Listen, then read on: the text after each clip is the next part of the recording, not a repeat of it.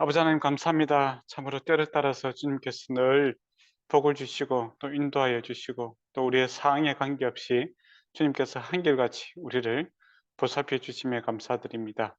주님의 은혜로 하루하루 살아가고 있사오니 하루하루 주님께 감사 찬양이 넘치게 하여 주시옵고 또 주님의 영광을 위해서 살아갈 수 있는 그런 복된 인생이 되게 하여 주시옵고 또 마음과 뜻과 정성을 다하여 하나님을 사랑하며 또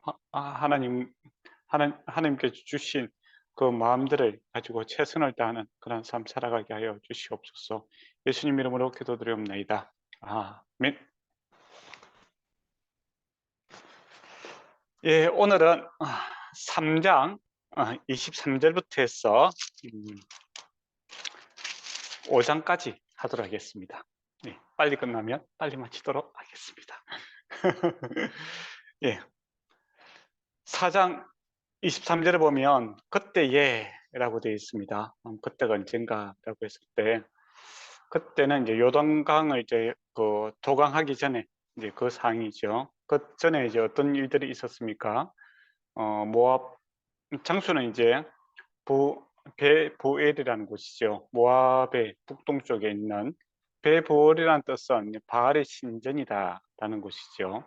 그러니까 그게 그 모압 사람들이 섬기는 그 신전, 바알의 신전이라는 곳을 차지하고 있다라는 것은 우상들을 이제 그 우상을 갖다가 그 몰아내고 하나님께서 승리하신 그런 모습이고 앞으로도 가나안 땅에 들어가게 되면은 이와 같은 우상의 나라를 쓰러뜨리고 전쟁에서 승리해서 승리할 것을 미리 이제 보고 있는 그런 모습입니다. 그래서 앞에 두 왕과 정쟁을 했는데 승리하고 이제 그 있는 입장이죠.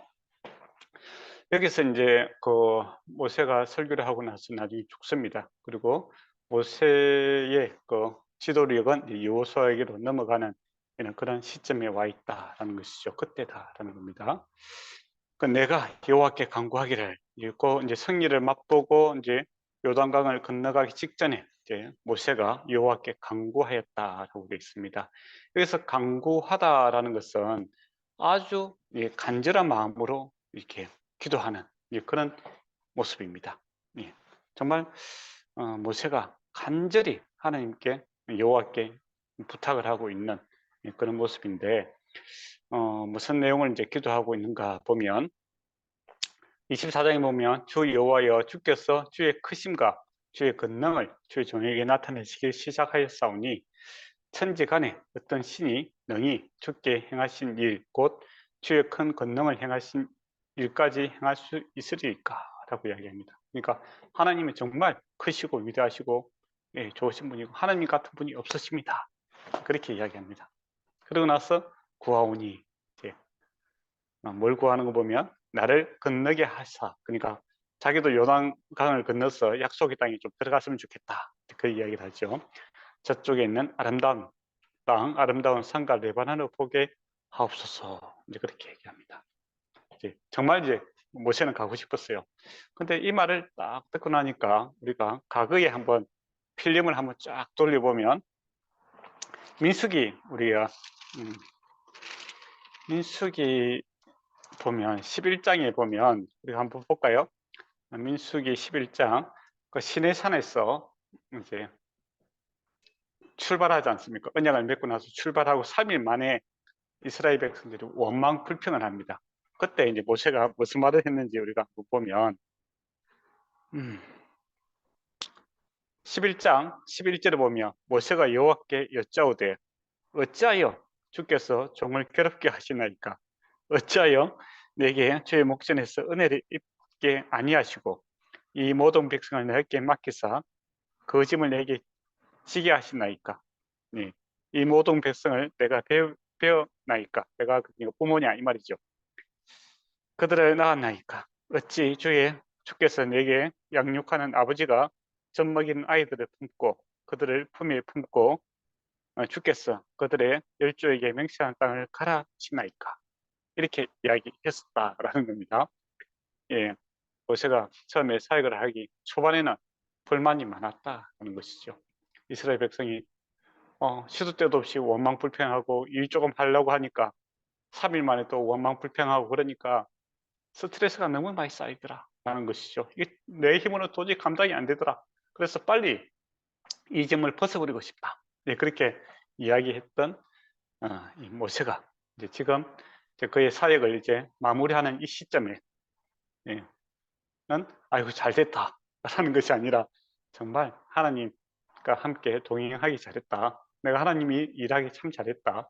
그리고 하나님께서 완성하신 그 나라에 제발 더 일을 하고 싶다. 이런 고백을 간절히 기도하고 있다라는 겁니다. 이게 참 은혜가 되지 않습니까?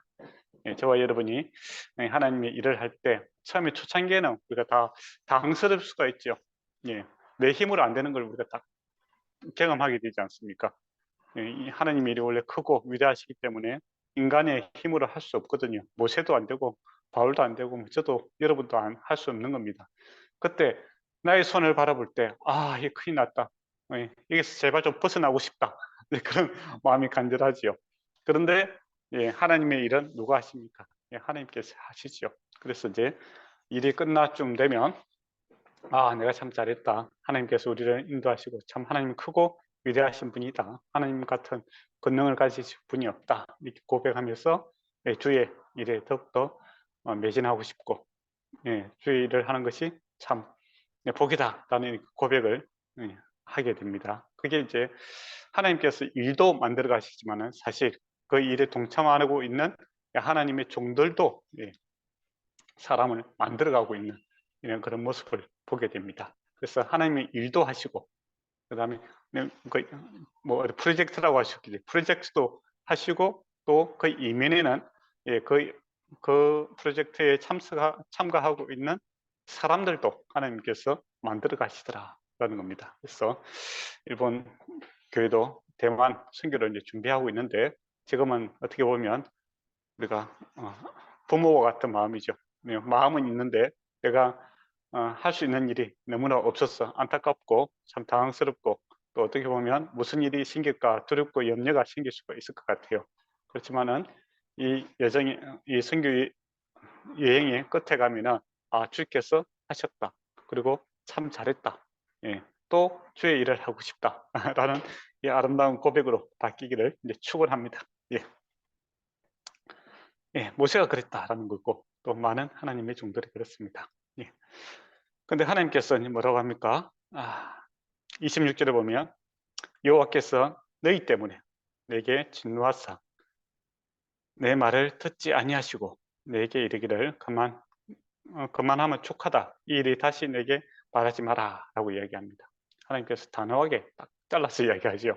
됐다 그만해라 이제 그렇게 이야기를 했습니다.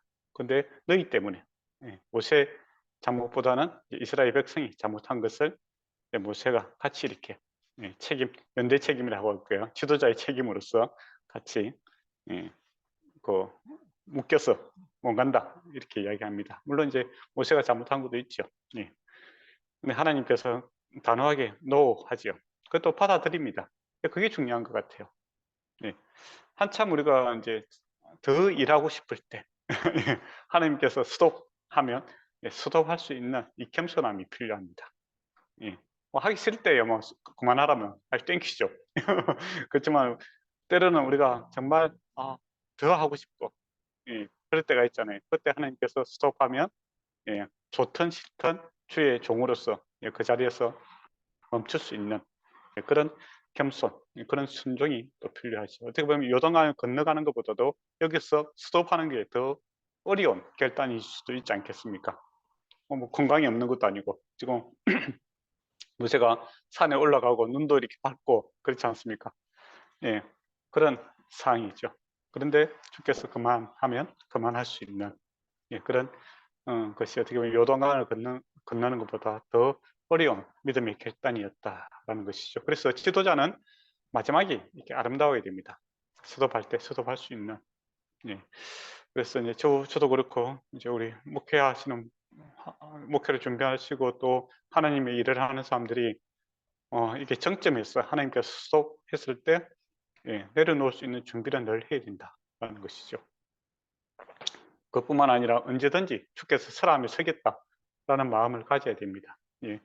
거기서 욕심을 더 부리면 예, 아주 추한 모습이 되고 예, 아름답지 못한 그런 게 되지요. 가만히 보면 히스기야도 그렇잖아요. 예, 여러분 히스기야 아시죠? 히스기야가 죽을 병에 걸렸잖아요. 근데 하나님께서 간곡히 기도를 합니다. 하나님께, 그죠? 그리고 15년을 더 살지 않습니까? 그때 태어난 아이가 누굽니까? 므낫세입니다. 므낫세. 므낫세가 이스라엘 왕들 중에서 최고의 악한 왕이 태어났죠. 어떻게 보면 하나님께서 히스기야가 어떻게 보면 정점에, 신앙의 정점에 있을 때 하나님 품으로 갔으면 참 좋았을 뻔했어요. 근데 그가 생명을 15년 더 살면서 어떻게 보면 인간적으로 더 좋은 점은 없었다라는 것이죠. 그래서 우리의 판단과 하나님의 판단이 상충될 때 하나님 뜻을 구하고 간절히 기도할 수는 있는 거죠. 그렇지 않습니까? 간절히 기도해서 하나님께서 노하면 설 수 있는 그게죠. 예수님의 기도도 그렇지 않습니까? 십자가 지기 앞에서 십자가 지는 그 전날 땀이 피가 되도록 간절히 간곡히 기도하지요. 이 잔을 내가 피할 수 있으면 피하게 해달라 그렇게 기도합니다. 그러나 주님께서 내 뜻대로 마시고 아버지 뜻대로 하옵소서. 이게 그 모습이었죠. 모세의 모습이었는데 그 모습이 그대로 나타나더라 하는 겁니다. 그 대신 이제 하나님께서 27절에 보면은 비스가 산 꼭대기에 올라가서 눈을 들어 동서남북 바라보고 내 눈으로 그 땅을 바라보라. 너는 이 요단강을 건너지 못할 것이라. 보수는 있지만은 건너가지 못하는 그런 일이 생깁니다. 그 다음에 그렇다고 해서 아무것도 안 하느냐? 아니죠. 여호수아를 세우는 그런 일을 하게 됩니다. 명령하고 담대하게 하며 강하게 해라 라고 해서 여호수아를 준비해서 여호수아가 이 강을 건너가는 것을 보게 됩니다. 그럼 여호수아 이름의 뜻이 뭡니까? 구원자다라는 것이죠. 예수, 여호수아, 호세아 다 같은 뜻입니다. 그러니까 우리가 예수 믿음으로 천국 가잖아요. 그 약속의 땅은 예수, 여호수아가 이렇게 인도하시는 것을 보게 되죠. 우리가 또 구약을 모세의 율법이다라고 이야기하지 않습니까? 그래서 율법으로 들어가는 것이 아니라 예수님 때문에 우리가 약속의 땅에 들어갈 수 있다는 것이죠. 그러고 보면 이 신약 정치 성격 모습과 이 사건 하나하나가 어떻게 보면 하나님의 섭리 가운데서 또 이름도 예수, 여호수아, 예수로 들어가는 거죠. 그렇게 해서 성경 전체가 이 예수님에 대한, 예수님의 구원에 대한 이야기가 이렇게 딱 연결이 되고 있는 것을 보게 됩니다.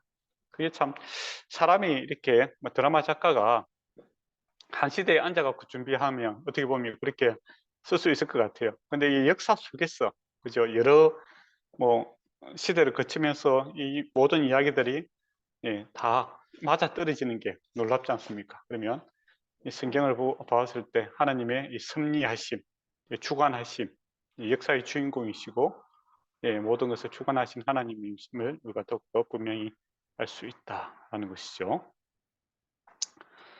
그리고 29절을 보면 그때에 부베올 맞은편 골짜기에 거주하였더라라고 되어 있죠. 그 장소는 바로 부베엘이라는 뜻은 바알의 집이다라는, 바알의 신전이다라는 곳입니다. 그러니까 이방 신전을 갖다가 그 뭡니까? 그 정복하고 승리를 바탕으로 그 앞으로 신전이죠. 하나님께서 승리의 바탕으로 해서 또 승리하게 될 것을 보게 됩니다. 그리고 이제 지도자들이 이제 저도 그렇지만은 이제 항상 새로운 시대를 준비해야 되는 그런 게 있습니다. 그러니까 앞으로 나가는 이제 그런 시기도 있고 또 준비해야 되는 시기도 있죠. 그래서 저 같은 경우에도 이제 준비를 해야 되는 그런 시대입니다. 이제 내 후임이라든지 이제 후배들을 갖다 양육하는 데도 힘써야 되는 그런 시기이기도 하지요. 보통 이제 한 사람을 키우는데 10년 넘게 시간이 걸립니다. 그렇지 않습니까? 그러니까 일본 교회도 그렇고 이제 준비를 하고 또 가장 아름다울 때에 또 그 사람에게 위임을 할 수 있는 그런 일들이 준비가 돼야 되겠죠. 그래야 이제 교회가 지속성 있고 영속성이 있고 지속적으로 성장 부흥하게 됩니다. 그걸 타이밍을 놓쳐버리면 또 너무 늦게 준비하면 합당한 사람을 찾기가 힘들어요. 사람 키우기가 그렇게 쉽지가 않습니다. 그래서 선교도 이제 이렇게 가서 이렇게 뭐 도와주고 이런 것들은 우리가 한 1년 정도 준비해서 충분히 할 수 있거든요. 뭐 6개월 만에 준비할 수도 있고. 그렇지만은 한 사람이 이제 그 전문가로 성장해서 그 역할을 잘 감당하기까지는 한 10년이라는 시행착오들이 필요합니다. 그래서 모세와 여호수아 했을 때 여호수아가 준비된 사람 아닙니까? 갑자기 뭐 나타난 사람이 아니고 모세의 시종으로서 준비가 되었고, 나중에 여호수아도 보면 모세의 시종에서 나중에 하나님의 종으로 되거든요. 그런 이제 준비 과정이 반드시 필요하다라는 것이죠. 그래서 지도자들은 항상 다음 세대를 이제 염두해주고 그래야 되는, 내가 다 하는 것이 아니라 내가 서야 될 때가 있다라는 것을 생각하고 다음 때를 준비하는 그런 준비 과정이 필요하고, 또 사람을 준비하는 데 있어서는 많은 시간이 걸리지 않습니까? 그때 시행착오가 있습니다. 나도 시행착오가 있는 거죠. 그런 것처럼 이제 밑에란다 같이 이제 어린 동역자들을 바라볼 때 이 시행착오를 갖다가 수용할 수 있는 넓은 마음으로 그래 해야 좋은 사람으로 이제 성장할 수 있죠. 그렇습니다. 그러면 이제 4장으로 넘어가도록 하겠습니다. 앞에는 이제 역사적인 이야기를 했죠. 과거에 하나님께서 구원하시고 또 이렇게 인도하시고 승리를 주셨다. 이제 그 이야기를 하고 역사적인 이야기를 하고 있고, 4장은 율법에 대해서 이야기하고 있습니다. 하나님께서 그 말씀 율법을 듣고 순종함으로써 미래에 승리할 수 있다라는 거죠. 앞에 거는 과거의 이야기를 했다면 4장의 말씀에 순종함으로써 이제 약속을 차지하고 거기서 어떻게 살아야 되는가, 또 어떻게 살아야 되는가, 이 문제는 미래에 대한 이야기죠. 그래서 모세는 자기는 못 들어가지만은 이 다음 세대를 출애굽 2세대를 반드시 도광시켜야 되고, 또 그곳에서 강을 건널 뿐만 아니라 어떻게 살아야 되는가, 거기에 대해서 집중적으로 말씀을 하고 있다라는 겁니다. 그럼 과거를 이야기하는 이유가 뭐겠습니까? 이때까지 경험치죠. 이때까지 하나님께서 하신 인도하심을 보았을 때 하나님께서는 크고 위대하시고 좋으신 분이다. 약속에 신실하신 분이고, 그분이 현재 함께 하시고 앞으로도 함께 할 것이다. 그 이야기죠. 그래서 앞으로 어떻게 살 것인가 할 때 내 마음대로 사는 것이 아니라 하나님 말씀대로 살아야 된다 라는 이렇게 종합적인 이야기를 하고 있다라고 이렇게 보시면 될 것 같습니다. 그래서 약속의 땅에 들어가서 어떻게 살 것인가, 하나님 말씀을 듣고 순종해야 된다. 이것이 핵심입니다. 그러면 1절을 보도록 하겠습니다. 이스라엘아, 이제 내가 너희에게 가르치는 규례와 법들을 듣고 행하라, 주행하라 라는 것이죠. 그래서 하나님의 말씀은 들음으로써 끝나는 게 아닙니다. 행하는 것까지 돼야 되죠. 하나님의 말씀은 듣고 이해하고 끝나는 것이 아니라 순종을 해야 된다는 겁니다. 그래서 우리가 설교 말씀 듣고 하나님의 말씀 듣고 귀로 듣고 머리로 이해하는 데서 끝나는 것이 아니라 손발이 움직여서 순종하는 그런 행동으로 나아가야 되죠. 말씀이 선포되니 천지가 창조되죠. 이제 그런 것처럼 이론과 그 말씀과 이 행함은 항상 일체형으로 가고 있는 것을 보게 됩니다. 근데 이제 계속 이 학문화되면 어떻게 되겠습니까? 이론이 따로 있고 행함이 따로 있고, 그렇게 하면 이제 기독교가 사변화될 수가 있습니다. 그렇게 될 때 기독교는 힘을 잃어버립니다. 그래서 저와 여러분이 뭐 말씀을 전하고 또 이해할 때 실제로 그러한가, 내 삶 속에서 어떤 영향을 미치는가, 거기에 대해서 늘 고민을 해야 됩니다. 그래야 진정한 순종을 할 수 있고, 또 순종에 함으로써 이제 하나님의 말씀의 능력을 우리가 경험할 수 있죠. 근데 순종하지 않는 그런 믿음들은 사변화됩니다. 이야기 그러다 보면 어디까지 가냐면 바늘 끝에 천사가 몇 마리 앉을 수 있는가, 그런 쓸데없는 그런 이야기를 하게 되고, 예, 또 뭐 지금도 뭐 쓸데없는 그런 논쟁으로 이제 끝나게 되는 이제 그런 일이 발생하지죠. 하게 되죠. 그래서 그런 사배나 시키지 마시고 항상 내가 무엇을 할 수 있고 내가 어디까지 순종할 수 있겠는가 거기에 대한 고민과 또 이렇게 말씀을 나눌 때 우리가 은혜가 되고 또 겸손이 생길 수밖에 없습니다. 그러면 규례와 법도라고 되어 있죠. 규례는 뭔가라고 했을 때 규례는 색이다라는 동사에서 파생된 말입니다. 하나님 말씀이 새겨졌죠. 어디에 돌판에 그렇죠? 예. 그리고 법도다라는 것은 판결하다라는 말에서 놓은 말입니다. 그러니까 하나님께서 그 말씀을 주실 때 명문화된 게 있지 않습니까? 십계명처럼 그죠? 딱 하라 하지 말라고 딱 분명하게 명문화된 게 있고 또 많은 율법들은 판례법이 많죠. 뭐 이렇게 했을 때 이렇게 하라 이렇게 판례법들이 많지 않습니까? 어쨌든 간에 명문화된 것도 판례법도 다 하나님께 주신 말씀이다 하는 겁니다. 이 말씀을 듣고 이제 준행을 해라라고 이야기를 하고 있습니다. 네. 그리고 너희 조상 하나님 여호와께서 너희에게 주신 땅으로 들어가서 그것을 얻게 되리라라는 겁니다. 그러니까 땅을 얻는데 방법이 뭐냐라고 했을 때 말씀을 듣고 순종하는 것이다. 그러니까 약속의 땅을 차지할 수 있는 방법은 하나님의 말씀에 순종하는 것이다 라고 되어 있죠. 하나님께서 예비하신 조상들로부터 약속하신 그 땅을 차지하는 방법은 지금부터 뭐 칼싸움 준비하고 전략을 잘 세우고 처세술을 준비하고 전략을 짜고 그게 아니라 하나님의 말씀에 순종하는 것이다 라고 합니다. 그거는 이 원리는 지금 우리에게도 그대로 적용됩니다. 우리가 세상에서 좋은 거 먹고 마시고 더 잘하고 싶잖아요. 모든 사람들이 그죠? 거기에 대해서 세상 사람들의 방법은 뭡니까? 소위 말하는 처세술이죠. 세상의 지혜와 명치를 다 이용해서 해보자 라는 겁니다. 근데 하나님께서 주신 방법은 뭡니까? 먼저 그의 나라와 그의 의를 구하라 라고 해요. 하나님 구하라 라는 겁니다. 그러면 이것이 이 모든 것이 다리라 그렇게 이야기를 하고 있죠. 그러고 보면 우리가 이 사람들이 이제 약속의 땅에 들어가는 거 이거 군사적인 문제죠. 그렇지 않습니까? 이 문제를 어디에서 해결키를 어디서 갖고 오느냐라고 했을 때 규례와 법들을 따르는 것, 하나님의 말씀을 따르는 것, 순종하는 것에서 가져오고 있습니다. 그것처럼 뭐 현대인들은 이제 군사적인 싸움보다는 지금 경제적인 싸움을 많이 하고 있지 않습니까?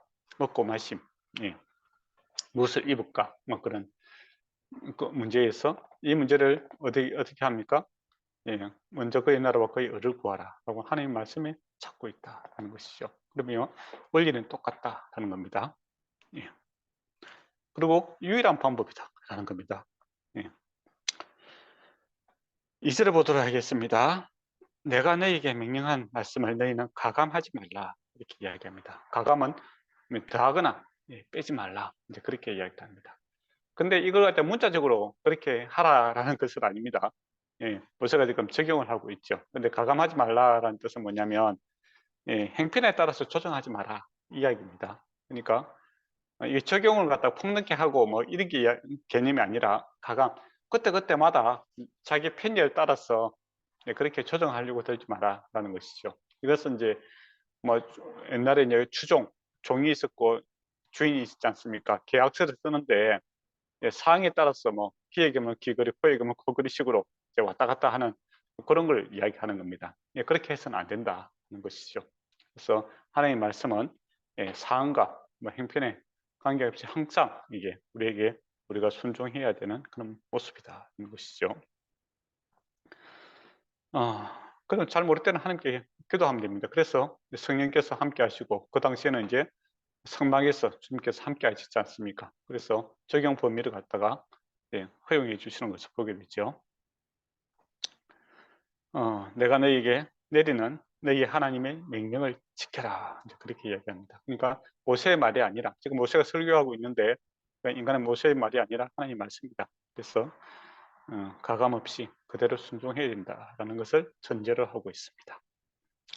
3절을 보도록 하겠습니다. 여호와께서 바브로의 일로 말미암아 행하신 바를 너희가 눈으로 보았거니와 바브로를 따른 모든 사람을 너희 하나님 여호와께서 너희 가운데서 멸망시키느니라 라고 되어 있습니다. 예, 바벨로, 예, 그 우상 숭배하다가 죽은 이야기를 하고 있습니다. 그러니까 우상 숭배하지 말고 하나님 말씀대로 그대로 해라. 그리고 하나님 말씀을 벗어났을 때 죽는 길이다. 과거의 사건을 다시 이렇게 가져오고 있죠. 그래서 사절에 오직, 오직이라는 게 중요하죠. 다른 방법 없다는 겁니다. 오직 너의 하나님 여호와께부터 떠나지 않는 너희는 오늘까지 다 생존하였느니라. 그러니까 살아남은 자들은 하나님께 붙어 있는 자만 살아남았다라고 이야기하죠. 여기서 이제 떠나지 않다라는 것은 어떤 의미에 쓰냐면은 부부 관계에서 이야기합니다.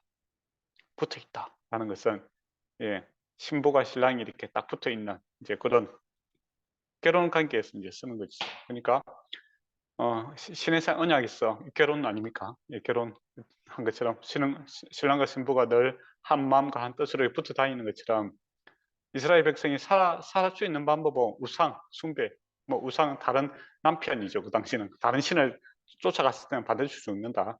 너희의 언약 맺었던 그 하나님께 붙어 있는 자들은 이 광야에서 살 수 없는 땅에서 조금 다 살아남았지 않느냐 이거죠. 그래서 하나님께 붙어 있는 게 중요하다 그 이야기를 하고 있습니다. 그래서 앞으로도 계속 붙어 있어야 된다 이거죠. 그래서 기독교 신앙은 하나님과 함께 살아가는 겁니다. 임마누엘. 그래서 5절에서 이제 8절 말씀을 보도록 하겠습니다. 율법의 결과에 대해서 이제 이야기를 하고 있는데, 내가 나의 하나님 여호와께 명하신 대로 구약과 법도를 너에게 가르쳤더니 이렇게 되고 있죠. 이 가르쳤더니가 완료형으로 되어 있습니다. 그러니까 지금 이야기하고 있는데 모세가 완료형으로 쓰고 있어요. 근데 그건 이야기하고 있는데 완료됐다니 이상하잖아요, 그죠? 다 한 것처럼. 근데 완료형을 쓰는 이유가 있습니다. 이거는 너무나 확실한 경우, 이게 뭐 확실한 경우, 그리고 결단을 촉구할 때, 설교라고 했지 않습니까? 그래서 이 가르치고 있는 것에 대해서 결단을 촉구하고 있는 겁니다. 그래서 이는 너희가 들어가서 기업을 차지할 땅에 그대로 행하리 하려 합니다. 그러니까 말씀을 좀 가르치고 있는데 그거 확실한 거고, 완료형은 뭡니까? 돌이킬 수 없는 거 아닙니까? 번복될 수 있는 게 아니다라는 것이고, 그렇기 때문에 결단을 하시라. 그렇게 결단을 촉구하고 있는 그런 단어를 쓰고 있습니다. 6절에 보면 너희는 지키 행하라. 이것이 여러 민족 앞에서 너희의 지혜요 지식이요 그들의 모든 규례를 듣고 이르기를 큰 나라 사람은 과연 지혜와 지식이 있는 백성이로다. 이렇게 이야기합니다. 그리고 9절을 보면 7절 8절에 보면 우리 하나님 여호와께서 우리가 그들에게 기도할 때마다 우리에게 가까이 하심과 같이 그 신이 가까이 함을 얻은 큰 나라가 어디 있느냐. 그리고 8절에 보면 오늘 내가 너희에게 선포한 이 율법과 같이 그 유례와 법도가 공의로운 큰 나라가 어디 있느냐. 지금 자랑을 하고 있습니다. 그러니까 우리가 율법을 받았다라고 했을 때 사람들이 되게 부담스러워하는 경우가 있어요. 그죠? 그런데 그 당시에서 이 율법을 가지고 있다라는 것은 커다란 자랑입니다. 법이 있다라는 것은. 하물이 법정입니까? 그 당시에도 있었죠. 그죠? 그러니까 이 법과 규례가 있다라는 것은 작은 나라에서는 없는 거죠. 큰 나라 정도 돼야 있는 겁니다. 그래서 율법을 이스라엘이 갖고 있다라는 것은 큰 나라다. 정말 자랑거리가 될 수 있는 것이죠. 이제 우리가 우리 일반 사람들이 율법하면 귀찮고 뭐 무겁고 뭐 피하고 싶고 이게 아니라 사실은 이 법이 있다는 것은 큰 자랑입니다. 나라 정도 돼야 법이 있는 것이죠. 그리고 우리 일본도 그렇지만 우리나라도 그렇고 민주법이 있지 않습니까? 그게 얼마나 자랑거리입니까? 미얀마 같은 경우에는 법에 보면 어떻습니까? 군부 세력이 모든 것을 다 지배할 수 있는 그런 법을 갖고 있는 거예요. 그러면은 그런 법을 갖고 있으니까 지금 혼란 상태에서 수습이 안 되지 않습니까? 그죠? 그러니 좀 좋은 법을 갖고 있다라는 그 자체가 큰 영광스러운 일입니다. 하나님께서 율법을 주셨다라는 것은 자랑거리인데, 근데 더 자랑거리가 뭐냐라고 했을 때, 여러 민족이 너희는 지혜와 지식이 있는 그런 백성이다라고 이렇게 너무 이렇게 법을 너무 잘 만들었다. 그렇게 최고의 법이다라고 여러 민족이 자랑할 수 있는 귀한 법을 주셨다라는 것이죠. 그리고 실제로 보면 그에게 기도할 때마다 우리에게 가까이 하심과 그 신이 가까이 함을 얻는 큰 나라가 어디 있느냐. 그러니까 신들 중에서 기도할 때마다 응답하고 역사하시는 그런 그 하나님이 어디 있느냐 이거죠. 우상들은 뭡니까? 귀가 있어도 듣지 못하잖아요. 눈으로 보지만은 아무 움직이지 못하는데 하나님의 눈에 보이지 않고 그런데 기도했는데 그들의 삶 속에 이렇게 문제에 대해서 답을 대해 주시지 않습니까? 그게 자랑거리다라는 것이죠. 그리고 8절에 보면 공의로움, 그러니까 법이 이제 공의롭다라는 겁니다. 자랑거리가 뭐냐면 공의로운 큰 나라가 어디 있느냐라는 것이죠. 이게 법이 뭐 어떤 뭐 왕의 이익을 위해서, 옛날에는 그 왕이라든지 그런 사람들이 이익을 위해서 이렇게 편중되어 있지 않습니까?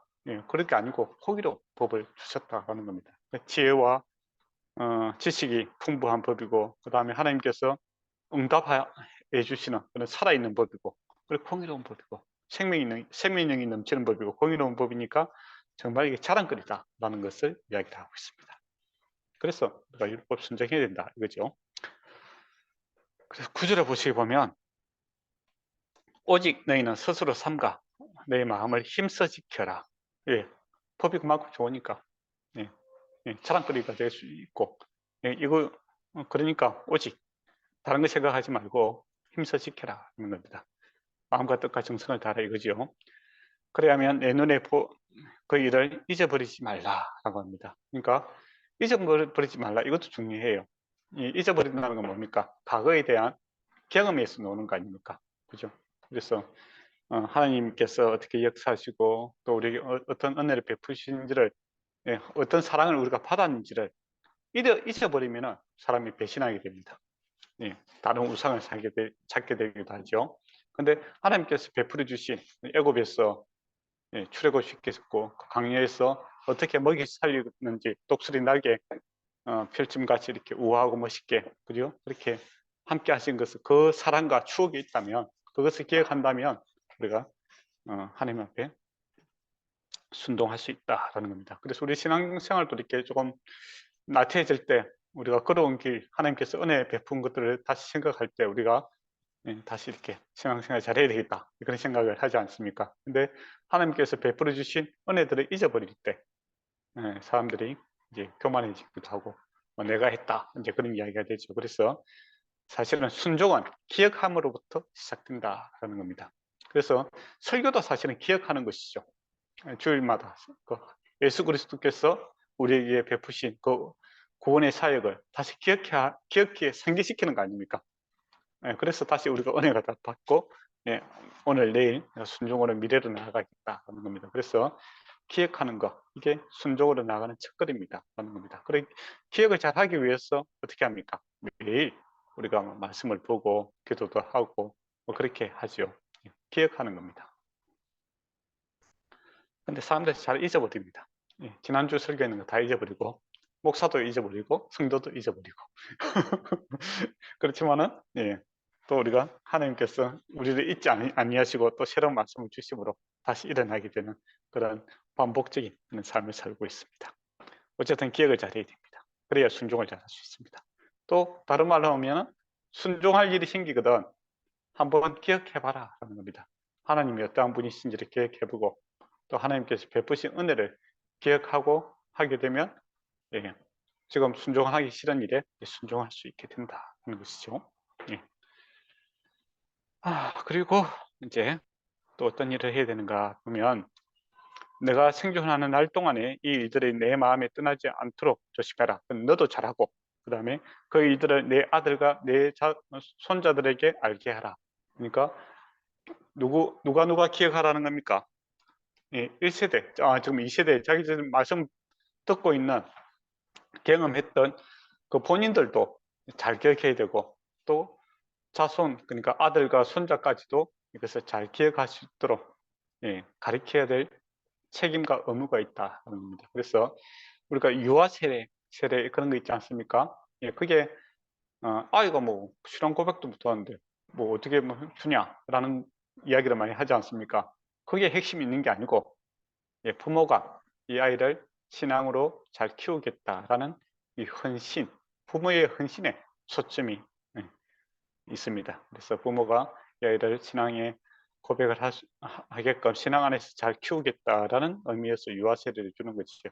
교육적인 측면이 더 강하다는 것도 기억했으면 좋겠습니다. 10절에 보면 내가 호렙산에서 내 하나님 앞에서 섰던 날에 여호와께서 내게 이르시기를 나에게 백성을 모으라.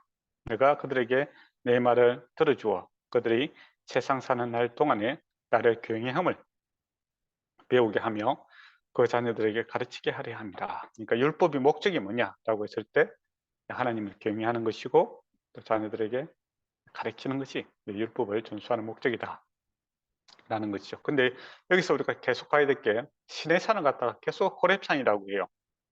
왜 그럴까요? 잠시 질문 하나. 연자만 있을 때 물어보고 그래야 되는데. 예. 왜 호렙산을 시내산을 호렙산이라고 계속 이야기하고 있을까요?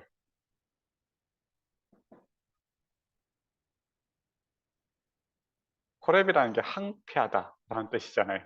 그렇죠? 그러니까 산 이름은 원래 시내산인데 그 산의 특징이 뭐냐? 항폐하더라라는 겁니다.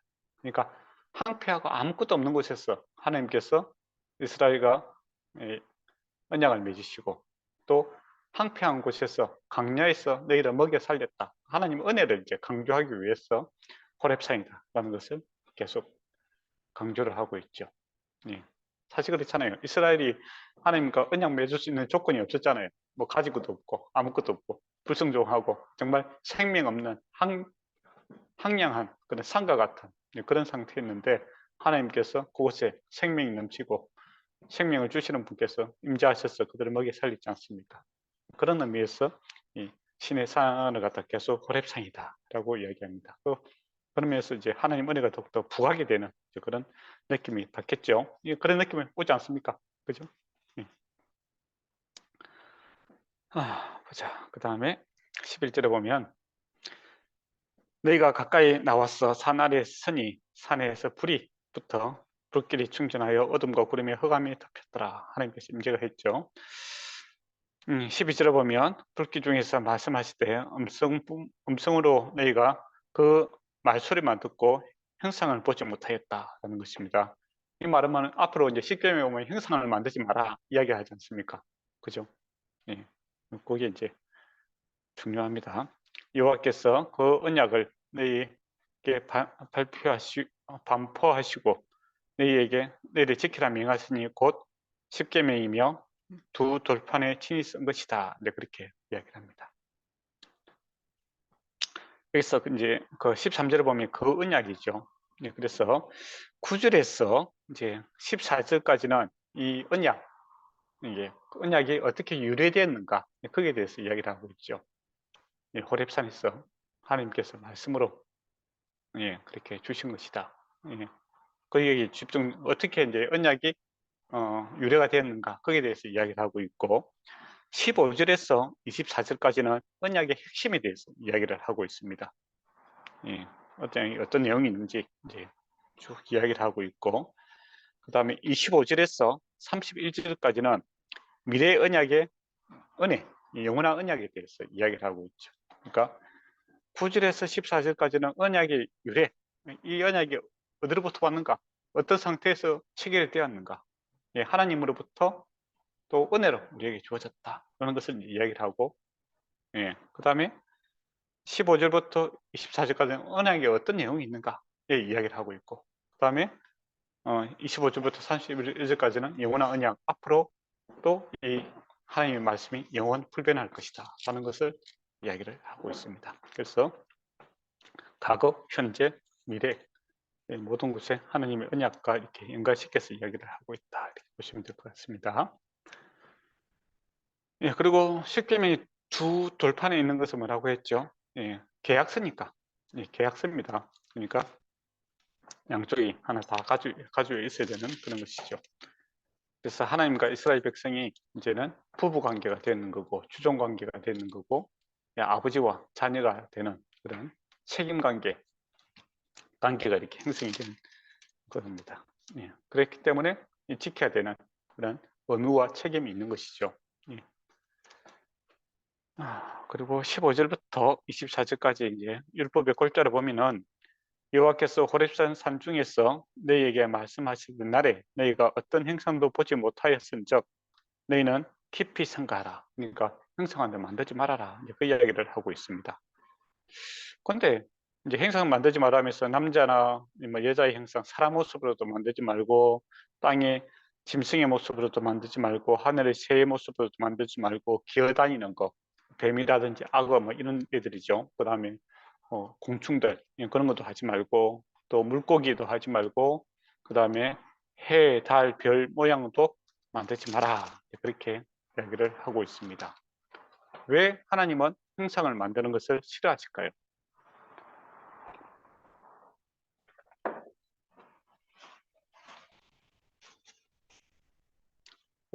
또 다 예, 하나님께서 뭐 만드신 거라서 그런 건가. 그렇죠. 예. 하나님은 우리가 세상 피조물과 비교 불가능하신 그런 분이시죠. 예. 그래 보면 그 하나님의 형상을 만든다라는 것은 어떻게 보면 하나님을 모욕하는 행위입니다. 그렇지 않습니까? 네. 우리가 뭐 누구와 비교 당할 때 사람이 뭐 짐승과 이렇게 비교하면 기분 나쁘잖아요. 당신 개 같다면 개는 사실 나쁘지는 않은데 근데 사람을 개하고 비교하면 기분 나쁘잖아요. 그렇잖아요. 예. 뭐 그런 거랑 똑같은 거죠. 예. 우리가 뭐 파리도 뭐 어떻게 보면 잘 날아다니고 그러는데 너 파리 같다 이렇게 하면 기분 나쁘잖아요. 예. 그것처럼 하나님은 피조물과 비교 행상을 만든다는 것은 하나님을 모욕하는 그런 행위입니다. 그리고 하나님은 행상은 없지만 살아계심으로 말씀하시는 분이고 들으시는 분이시다라는 겁니다. 그러니까 충분히 관계 속에 있는 것이고 또 형상을 만든다라는 것은 이렇게 틀에 짜는 것이죠. 그렇잖아요. 그죠? 틀에 짭니다. 그렇게 되면 어떻게 되겠습니까? 예. 성경에서 말씀하시는 하나님이 아니고 내가 생각하는 하나님을 주장할 수가 있는 것이죠. 그래서 나중에 뭐 하나님 형상을 만들 때 금송아지 이렇게 만들잖아요. 인간의 욕심이 이렇게 반영이 되는 겁니다. 우상들이 그렇잖아요. 예. 사람의 욕심이 이렇게 나타나는 것이죠. 그러니까 우리가 하나님 생길 때 형상은 안 만들어도 이제 그렇게 생각하는 경우가 있죠. 예, 자기가 생각하는 하나님을 이렇게 주장하는 경우가 있습니다. 그래서 하나님 이야기하는데 중요한 것은 성경에서 말하는 하나님이어야 되지 내가 생각하는 하나님으로 이야기하면 안 된다는 것이죠. 그래서 우리가 말씀 보고 그렇게 할 때 내 생각을 접고 주님의 생각을 받아들이는 이 자체가 늘 중요합니다. 그렇게 어떻게 보면 우리에게 형상을 만들지 않는 그런 것과 연결이 되어 있다라고 이렇게 보시면 될 것 같습니다. 21절에 보면 여호와께서 내일로 말미암아 내게 진노하사 내게 요단강을 건너지 못하며 내가 하나님 여호와께서 내게 기업으로 주신 아름다운 땅으로 들어가지 못하게 하리라 맹사하였은즉. 그러니까 우상 숭배 이야기를 하다가 갑자기 그 모세가 그 너희 때문에 내가 하나님의 진노를 받았어 약속의 땅에 못 들어간다 이 이야기를 갑자기 왜 할까요? 우상 숭배하고 말씀에 떠나게 되면 너희도 못 들어간다 이거죠. 1세대가 잘못해서 못 들어가는데 지금 너희가 다시 우상 숭배하고 그렇게 하면 너희도 못 들어간다. 마음을 경고를 하고 있습니다. 다시 마음을 하나님의 말씀에 순종하고자 해라. 그게 강하게 또 어필을 하고 있죠. 22절을 보면 나는 이 땅에서 죽고 요단강을 건너지 못하리와 너희는 건너가서 그 아름다움을 얻으리니 너희는 스스로 삼가 너희 하나님 여호와께 세우신 언약을 잊지 말고 여호와께서 금하신 어떠한 행상의 우상도 조각하지 말라. 예, 그러면서 하나님은 어떤 분인가라고 했을 때 24절에 너희 하나님이 여호와는 소멸하는 분이시요 질투하시는 하나님이시다 그럽니다. 소멸하는, 그러니까 들어온 것을 태워버리는 분이시다라는 것이죠. 그리고 질투하다라는 것은 뜻이 이제 얼굴이 붉어지다라는 겁니다. 우리가 만약에 결혼을 하고 또 애인이 있는데, 예, 나의 부인이 또 나의 남편이 다른 사람과 이렇게 연애를 하고 있다. 그것을 보게 되면 어떻게 되겠습니까? 예, 화가 나겠죠. 화가 나면 얼굴이 붉어지고 예, 떡궁이 열리겠죠. 그런 이제 뉘앙스를 지금 이야기를 하고 있다라는 겁니다. 질투하다 이런 것이. 그래서 예, 그렇기 때문에 이제 하나님 살아계시기 때문에 우상숭배하지 말아야 된다라는 것입니다. 그래서 하나님의 이스라엘 백성에 대해서 분명한 목적이 있습니다. 질투하는 것도 뭡니까? 질투하는 것은 목적이 있기 때문이죠. 함께 잘 살아보고 행복하고자 하는 목적이 있기 때문에 다른 사람이 이렇게 내 사랑하는 사람이 다른 사람과 이렇게 사랑에 빠지고 나를 버리게 되면 열받잖아요. 그렇지 않습니까? 예, 나 관심 없는 사람이 뭐 다른 누구와 결혼한다 뭐 했을 때 여러분이 떡궁 열리고 그런 건 아니잖아요. 연예인 중에서 뭐 누가 뭐 송중기가 요새 결혼한다든가 뭐 송중기가 결혼하는데 여러분이 떡궁이 열립니까? 아니잖아요. 예, 그럼 잘 살겠네 그렇게 되잖아요. 예, 근데 내가 목적을 갖고 있는 사람, 내가 저 사람하고 행복하게 살겠다고 약속을 하고 이런 이제 분명한 미래를 있고 책임이 있고 그런 사람이 이제 그렇게 할 때는 이제 이게 질투심이 생기는 거죠.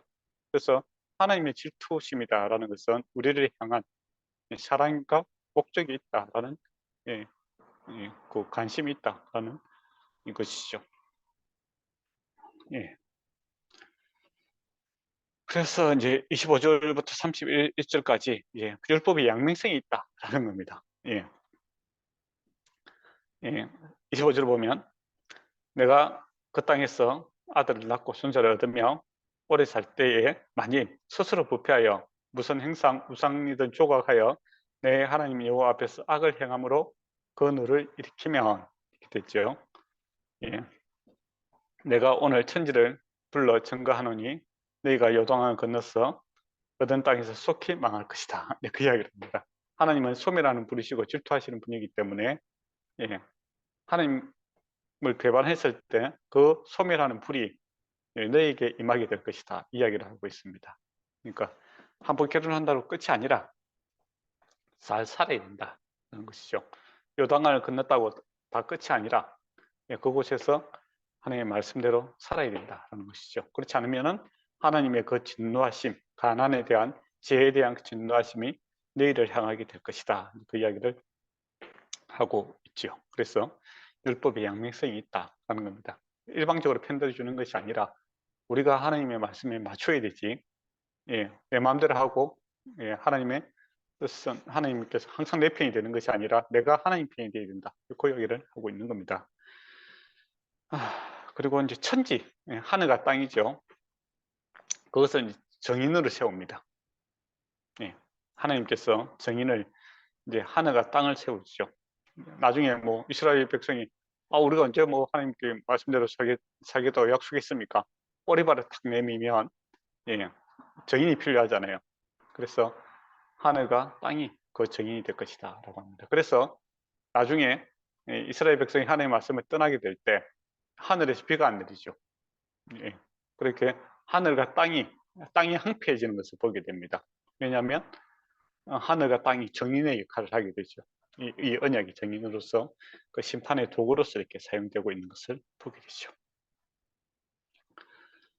27절에 보면 내가 여호와께서 너희를 여러 민족 중에 흩으실 것이요. 그러니까 약속 말씀을 떠나보게 되면 여러 민족들이 흩으실 것이다 라고 합니다. 예. 그리고 여호와께서 너희를 쫓아 보내실 여러 민족 중 너희가 남은 수가 많지 못할 것이다. 거기서 많이 죽게 될 것이다 이야기를 합니다. 실제로 그렇게 되죠. 이스라엘 백성이 죄를 범하고 계속하다가 아수르와 바벨론에 의해서 망하게 되고 포로로 잡혀가는 그런 일들이 생기게 됩니다. 28절을 보면 너희는 거기서 사람이 손으로 만든 바 보지도 못하고 듣지도 못하며 먹지도 못하고 냄새도 맡지 못하는 목수의 신들을 섬기리라 이야기를 합니다. 이스라엘 백성이 약속의 땅에 들어가서 우상 숭배를 그렇게 열심히 하지 않습니까? 그래서 하나님께서 이제 그 우상의 나라를 보내서 정말 이제 우상 죽어 있는 그 우상을 섬기함으로써 이제 정말 고통 당하게 하시는 거죠. 그래서 바벨론 포로로 이제 갔다가 귀국하지 않습니까? 이스라엘 백성이. 그죠? 그 이후부터 나타나는 정확한 것은 뭐냐면은 그때부터는 눈에 보이는 우상을 절대로 섬기지 않습니다. 예. 완전히 뭐 나쁜 버릇이 확 곤치지는 이제 그런 일들이 발생을 하게 되죠. 그래서 하나님께서 심판하는 모습이 보통 그래요. 그거 없으면 못 살겠다고 하면서 계속 우상들을 통해서 심판하는 것을 보게 됩니다. 예. 그게 하나님께서 하시는 방법 중에 하나인 것 같아요. 그래서 그것이 참 가치 있는 것이 아니라 하나님만이 참 가치 있다라는 것을 다시 알게 하시는 그런 방법이죠. 29절 보면 그러나 이 그러나가 중요합니다. 그러나 너가 거기서 내 하나님 여호와를 찾게 되니니 만일 마음을 다하고 뜻을 다하여 그를 찾으면 만나리라 라고 이야기합니다. 그러니까 뭐 약속의 땅에서 쫓겨나서 이거 아니갑다 그렇게 후회하잖아요. 그래서 하나님 다시 찾고 싶습니다. 그래서 마음과 뜻을 다하며 만나 주시겠다. 이게 또 하나님의 사랑이죠. 그럼에도 불구한 하나님의 사랑이다라는 겁니다. 이 모습이 누구에게 나타납니까? 다니엘, 에스더. 그 서로 보면 잘 알 수가 있죠. 유국 땅에서 바벨론과 뭐 그 땅에서 외국이 잡혀가서 그 우상들이 헛된 것을 알고 하나님 마음과 뜻을 다하여 하나님께 섬기고 죽으면 죽으리라 주님만 따르고자 할 때 주님께서 그들을 지키고 보호하시는 것을 이제 보게 되죠. 그게 이제 신명기 언약에 지금 다 약속이 되어 있습니다. 모세가 하고 있는 일이 말씀대로 이렇게 성취가 되는 거죠. 30절을 보면 이 모든 일에 내게 임하여 환난을 당하다가 끝날 때에 내가 내 하나님 여호와께로 돌아와서 그의 말씀을 청종하리니 그러니까 거기서 끝이 아니라 다시 돌아오게 될 것이다. 그 이야기도 합니다. 그래서 나중에 선지자들이 바빌론 포로에서 귀환할 것을 이야기하죠. 그래서 선지자들이 과거를 보고 이렇게 이야기한다라고 이야기 들었지 않습니까? 그래서 신명기 언약에 근거를 해서 이야기를 하고 있다라는 겁니다. 예. 그 다음에 31절을 보면 내 하나님 여호와는 자비하신 하나님이시라. 그가 너를 버리지 아니하시며 너를 멸하지 아니하시며 너희 조상이 약속하신 은혜를 잊지 아니하시리라라고 되어 있습니다. 하나님의 신실하심으로 우리가 구원을 받게 되더라는 것이죠. 근데 앞으로 지금도 과거에도 그랬잖아요. 이스라엘 백성 원만 불평하는데 하나님께 신실하심을 구원받았고 앞으로도 모세가 참 이게 두 가지 마음이 있는 거예요. 보니까 다르지 않다라는 겁니다. 그래서 약속의 땅을 얻게 되지만은 이들이 또 말씀을 떠나서 하나님을 배반할 것을 아는 거죠. 그렇지만은 하나님의 신실하심 때문에 결국에는 구원을 받게 될 것이다. 그 얘기를 하고 있습니다. 이게 참 은혜가 되지 않습니까? 저와 여러분에게 기회를 이제 몇 분만 주면 공못 받잖아요. 마태복음 할 때 우리가 했지 않습니까? 한 70번 만에만 기회를 주겠다 하면 이제 소진되면 지옥 다 가야 되잖아요. 그러면 예수 믿고 빨리 죽어야 돼요. 70번 쓰기 전에 그렇잖아요. 그렇지만 하나님께서 신실하심으로 우리를 구원하신 그것을 모세가 보게 되는 거죠. 32절에서 40절까지는 율법의 목적을 이제 이야기를 하고 있습니다. 내가 있기 전 하나님이 사람을 세상에 창조하신 날부터 지금까지 지나간 날을 상고하여 보라. 하늘이 끝에서 저 끝까지 큰 일이 있었느냐? 이런 일을 들어보았느냐? 어떤 국민이 불 가운데서 말씀하시는 하나님의 음성을 너처럼 듣고 생존하였느냐? 이야기를 하고 있습니다. 그러니까 이게 우리가 받은 이 율법, 하나님 말씀, 그 율법과 규례와 이 법전이 하나님의 말씀이다. 이건 특권이다 이거죠. 창세 이래 이와 같이 하나님의 음성을 듣고 또 하나님으로부터 지금 말씀을 받은 사람이 우리밖에 없다. 그런 적이 없다라는 겁니다. 그만큼 귀한 일이다라는 것을 이야기합니다. 34절에 보면 어떤 신이 와서 시험과 이적과 기사와 전쟁과 강한 손과 편팔과 크게 두려워하는 일로 7가지를 이야기하고 있는데, 한 민족을 다른 민족에서 인도하여 낸 일이 있느냐? 이는 다 너희의 하나님 여호와께서 애굽에서 너희를 위하여 목전에서 행하신 일입니다. 그러니까 하나님 살아계시더라라는 겁니다. 말뿐이 것이 아니라, 이론이 아니라 정말 우리 삶 속에서 이와 크고 놀라운 일을 하셨다라는 겁니다. 이것을 너희에게 나타내신 여호와는 하나님이시요 그 위에는 다른 신이 없음을 너희에게 알게 합니다. 오직 하나님, 여호와 하나님만이 하나님이시고 그분은 살아계시고 참 좋으신 분이다. 뭡니까? 말씀 듣고 순종해야 된다. 이야기를 하고자 하는 거죠. 36절 보면 여호와께서 너를 교훈하시려고 하늘로부터 그 음성을 내게 듣게 하시며 땅에서 그 큰 불을 내게 보이시고 내가 불 가운데서 나오는 그의 말씀을 듣게 하셨느니라. 그러니까 뭐 내가 알고 있고 여러분도 알고 있고 우리에게 주어진 이 말씀은 하나님의 말씀이다. 그렇죠? 그래서 순종해야 된다. 37절에 보면 여호와께서 내 조상들을 사랑하신 고로 후손이 너희를 택하시고 권능으로 친히 인도하여 애굽에서 나오게 하셨다. 은혜 베푸셨다라는 겁니다. 우리가 애굽에서 잘해서 구원받은 것이 아니라 우리 조상들에게 약속하신 것을 성취하기 위해서, 하나님이 약속을 지키기 위해서 우리에게 은혜 베푸심으로 우리가 출애굽했다 이야기를 하는 것이죠. 저와 여러분도 창세전에 또 우리가 태중에 생기기 전에 하나님께서 우리를 선택하시고 계획한다는 것이죠. 하나님 은혜다. 그래서 뭡니까? 변치 않는다 이겁니다. 그 이야기를 하는 목적은 뭡니까? 내가 어떻게 이스라엘 백성이 어떻게 하든지 간에 하나님은 변치 않고 우리와 함께 하실 것이다 이야기를 강조하고 있죠. 그래서 같은 마음으로 하나님 사랑을 안다면 순종해야 된다 이야기를 하고 있습니다. 변치 않으니까 내 마음대로 하다 이 이야기 아니다. 그런 뜻이 아니다 하는 것이죠. 38절을 보면 내가 간대한 여러 민족 내 앞에서 쫓겨나고 너는 그들의 땅으로 인도하여 들어가서 내가 거기 기업으로 주려고 하심을 언어가 같으니라. 39절에 보면 그런즉 이제 본론을 얘기하죠. 그런즉 너는 오늘 위로 하늘에서나 아래의 땅에 오직 여호와는 하나님이시요 다른 신은 없는 줄 알아 명심하고, 그러니까 오직 하나님만이 유일하신 하나님이시다. 이제 이걸 이야기를 하고 있습니다. 40절에 보면 그래서 이제 어떻게 해야 되는가? 오늘 내가 내게 명령한 여호와의 규례와 명령을 지켜라 이거죠. 그래서 말씀 지키고 순종해야 된다 이야기입니다. 너와 너 조상의 복을 받아 하나님 여호와께서 내게 주신 땅에 한없이 오래 살리라. 하나님 말씀대로 살면 한없이 오래 살리라. 이 복된 하나님 말씀대로 살아가는 우리가 오래 사는 한없이 오래 사는 영생 아닙니까, 그죠? 영생은 영원한 가치가 있고 복된 삶이고 삶이다. 그 이야기를 하고 있습니다. 여기서 이제 모세의 1차 설교가 끝이 납니다. 그래서 모세가 참 설교를 잘 하시죠. 은혜가 돼야 되는데 딱 논리적으로 이야기하잖아요. 그죠? 경험치가 이야기하고 행상이 있었던 것들을 이야기를 하고 있고, 하나님은 하나님이시고 하나님의 주권과 또 하나님과 함께 살아가면서 얼마나 복된지를 쭉 이야기를 하고, 그래서 우리는 하나님 말씀대로 살자라는 결론에 도달하고 있는 것을 보게 됩니다. 이게 1차 이제 모세의 설교였다라는 겁니다. 그리고 41절에서 이제 43절은 이제 요단강 동편의 도피성에 대해서 이야기를 하고 있습니다. 도피성은 뭡니까?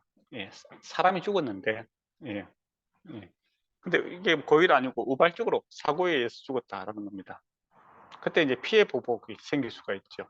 그때 그 사람들 이제 보호하기 위해서 전체적으로는 6개가 있죠. 보통 이제 교통 요지에 있습니다.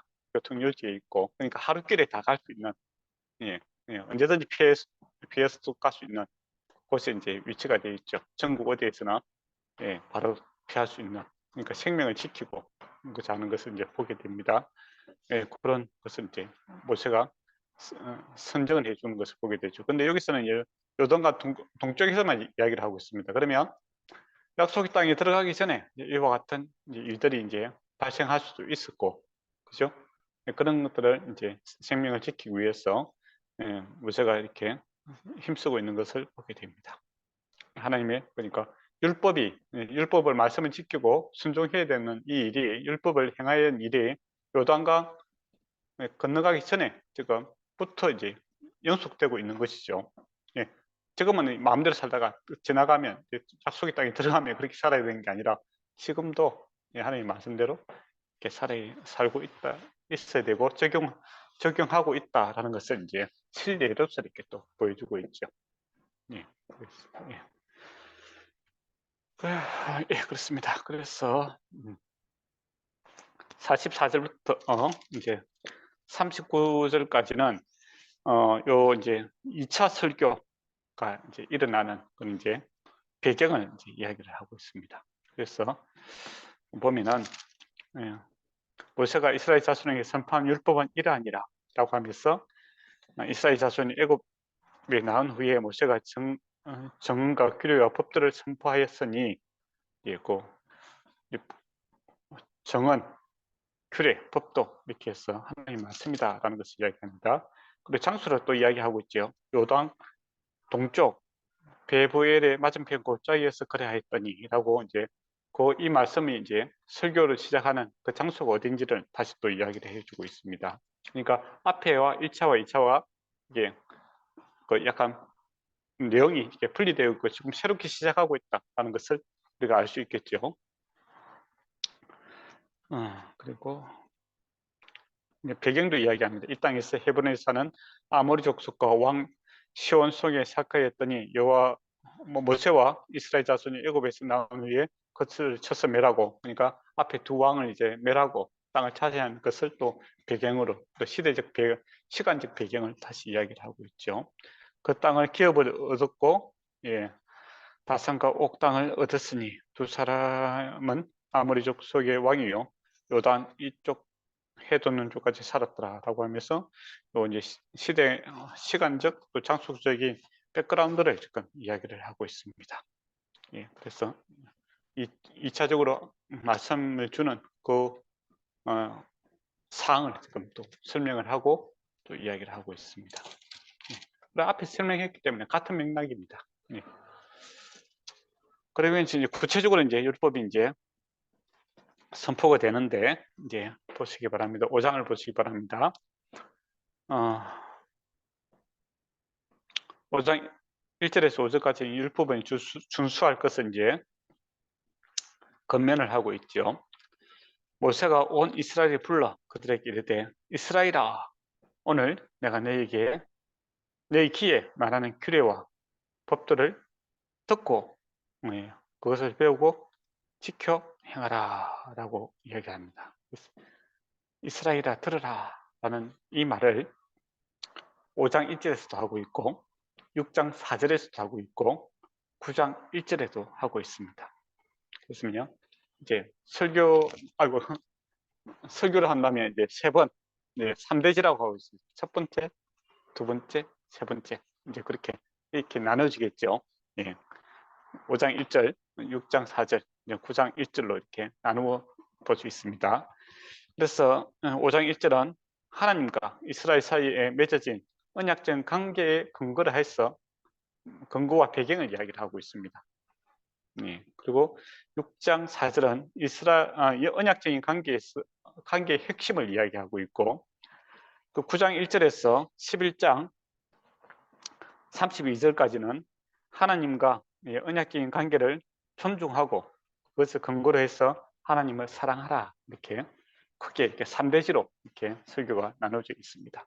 그래서 2차 설교는 세 파트로 이렇게 나눠져 있는데 이스라엘아 들으라 그 말씀을 딱딱 나눠서 이렇게 생각했으면 될 것 같습니다. 그래서 처음에는 하나님과 이스라엘 언약을 맺었는데 그 배경, 백그라운드를 이야기하고 있어요. 그리고 우리가 그러니까 언약을 맺었는데 이게 참 은혜 가운데 받았다 라고 이야기하고 있죠. 그래서 그 다음에 그 언약의 핵심이 뭔지 2차적으로 이제 하는 내용이 언약의 관계의 핵심이 뭔가 본론을 이야기하고 있고, 그 다음에 세 번째 그렇기 때문에 어떻게 해야 되는가, 우리가 하나님 사랑해야 된다라고 이렇게 결론을 내고 있다. 이렇게 보시면 될 것 같습니다. 그러면 보도록 하겠습니다. 법도를 듣고 그것을 배우고 지켜 행하라 라는 것이죠. 그래서 하나님의 말씀은 듣고 배우고 이렇게 행하는 것이다 하는 겁니다. 이게 참 좋지 않습니까? 하나님의 말씀을 들었을 때 배운다라는 거. 그리고 우리가 하나님의 설교 말씀 듣고 잘 모를 경우에는 우리가 성경 공부라든지 이런 걸 해서 구체적으로 설득을 당해야 됩니다. 하나님의 말씀은 매목적으로 이렇게 순종하는 것이 아니라 배우는 것이죠. 배운다는 건 뭡니까? 내 생각을 이해하지 못하는 부분들이 생길 수 있는 것을 채워야 되는 거고, 또 오해할 수 있는 것을 교정을 해야 되는 것이 배우는 거 아닙니까? 그래서 마음에 와닿게 해서 순종하는 거. 이게 하나님의 말씀을 접하는 방법이다 라고 합니다. 모세가 참 하나님의 말씀을 통해서 그렇게 잘 이야기하고 있죠. 그러면 우리도 하나님의 말씀을 이제 선포하는 것으로 끝나는 게 아니죠. 뭐 어떤 사람들은 하나님의 말씀 선포했으니까 뭐 무조건 따라야 된다. 그렇게 덮어놓고 따라야 된다. 맹목적으로 따라야 된다. 그렇게 하시는데 하나님께서 그렇게 순종을 요구하지 않습니다. 예, 가르쳐라. 예, 배우고 가르쳐 지켜라 라는 겁니다. 그러니까 마음에 배운다는 것은 마음에 받아들이는 것이죠. 설득당하고 하나님께서 인격적인 분이니까. 근데 우리도 하나님의 말씀을 이제 설교하는 것도 사실은 설득하는 거 아닙니까? 설득, 그죠? 설득하고 또 설교 시간이 짧아서 설득이 안 되면 그 다음에 2차적으로 뭐 토론, 질문도 받고, 그죠? 또 이렇게 공부도 하고, 그래서 충분히 정말 하나님 말씀대로 살아가는 것이 영광스럽고 복된 길이다라고 하고 다짐을 하고 그다음에 순종을 하는 그런 그렇게 하는 것이 하나님께 순종하는 방법이다라는 겁니다. 그래서 맹목적으로 따르세요 이런 거는 이단들이 많이 하죠. 이단들이, 그죠? 또 내용이 없으면 또 밀어붙이는 경우도 자기도 잘 모를 때는 덮어놓고 배우라, 그 순종하라 그렇게 얘기해요. 그 말은 뭡니까? 나도 설득 안 되겠다, 나도 모르겠다, 그런 거죠. 그런 자세로 우리가 설교해서는 안 된다 하는 겁니다. 정인 아닙니까? 정인은 아는 경험치가 있는 거죠. 경험하고 가르치는 것이 정인의 자세다 입니다. 그런 의미에서 4장까지 했는데 혹시 질문할 거 있습니까?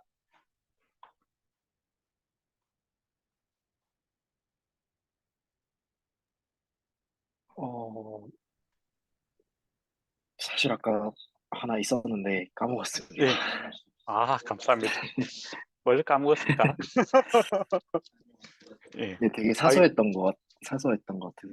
아닙니다. 이게 그런 게 중요하잖아요. 저도 배우고 이제 그런 거 통해서 또 다음에 또 강의할 일이 있으면 그 부분 또 챙겨서 이야기할 수도 있고, 항상 바로 물어봐도 됩니다.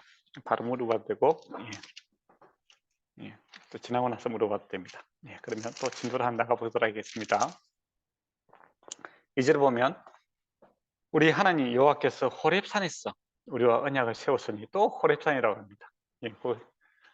아까 지금 말씀드렸죠. 이 언약은 여호와께서 우리 조상에게 세우신 것이 아니요, 오늘 여기 살아있는 우리와 곧 우리와 세우신 것이다. 그러니까 시내산에서 언약을 맺었던 사람 1세대 아닙니까? 그죠? 지금은 2세대잖아요. 그죠? 그래서 이게 옛날 이야기가 아니라 지금 내가 믿고 결단해야 되는 효과가 있는, 효력이 있는 그런 말씀이다 라는 겁니다. 그래서 하나님의 말씀은 과거의 조상뿐만 아니라 이제 너희도 듣고 지금 관계 대상자들이다, 이런 이야기하고 있습니다.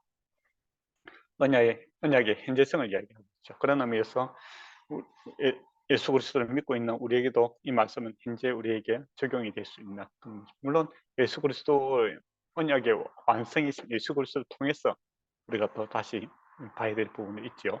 우리도 당사자들이다 이거죠. 4절에 보면 여호와께서 산 위에 불 가운데서 너희에게 너희와 대만하여 말씀하시되 이야기를 하면서, 그때에 너희가 불을 두루와여 산에 올라가지 못하므로 내가 여호와 너희 중에 서서 여호와의 말씀을 너희에게 전하여 놓으라. 그러니까 모세가 계속 이야기하고 있는데 이게 사람의 말이 아니라 하나님의 말씀을 대신 전달했다는 겁니다. 그거는 그 모세가 지금 규례와 법도 이걸 전할 때 그때 뭐 아무도 이것을 갖다가 모세의 말이라든지 인간의 말을 생각하지 않았다. 하나님께서 분명하게 시내산에서 불로서 나타나시고 하나님의 임재가 있었고, 그런데 직접 이야기하지 않는 이유는 너희가 두려웠어.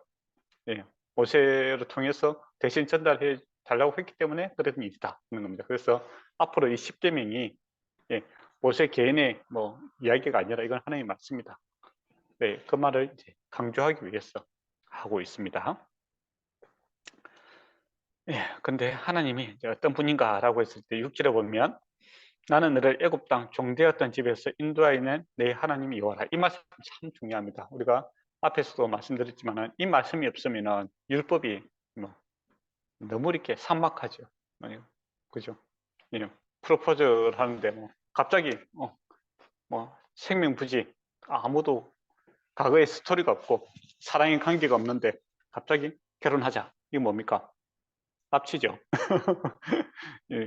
요즘에도 뭐 그런 데가 있다고 하더라고요. 유목민들 중에서 그런 카자흐스탄인가 뭐 그런 이제 그 문화가 옛날 문화가 있다고 하더라고요. 납치를 해서 데려다가 신부로 삼는. 신부 입장에서는 얼마나 끔찍한 일입니까? 근데 길 가다가 갑자기 납치당해갖고 뭐 생명부지 아무도 모르는 데 가서 이렇게 뭐 도움을 청할 때도 없고 갑자기 살아야 된다는 것은 뭐 지옥이죠. 그런 거죠. 이 말씀이 없다면 율법이란 십계명 이 말씀 없이 그냥 십계명이 좀 그런 거죠. 갑자기 하나님이라고 하면 뿡뿡 나타나갖고 이제부터 내 말대로 들어야 돼, 나만 섬겨야 돼, 그렇게 하면 당스럽잖아요. 근데 하나님께서 그렇게 하지 않으시고 애굽에서 종지였던 너희를 인도하여 주셨다는 겁니다. 정말 고통 당하고 죽음의 맛을 보고 있는 자들에게 하나님께서 10가지 재앙으로 또 기적과 이적을 행해서 크고 위대하심을 보여주시고 사랑으로 그들을 인도할 구원해 내셨고 또 먹이 살리지 않습니까? 강야에서. 그러고 나서 이제 우리가 같이 영원히 살자라는 이 프로포즈를 했다라는 겁니다.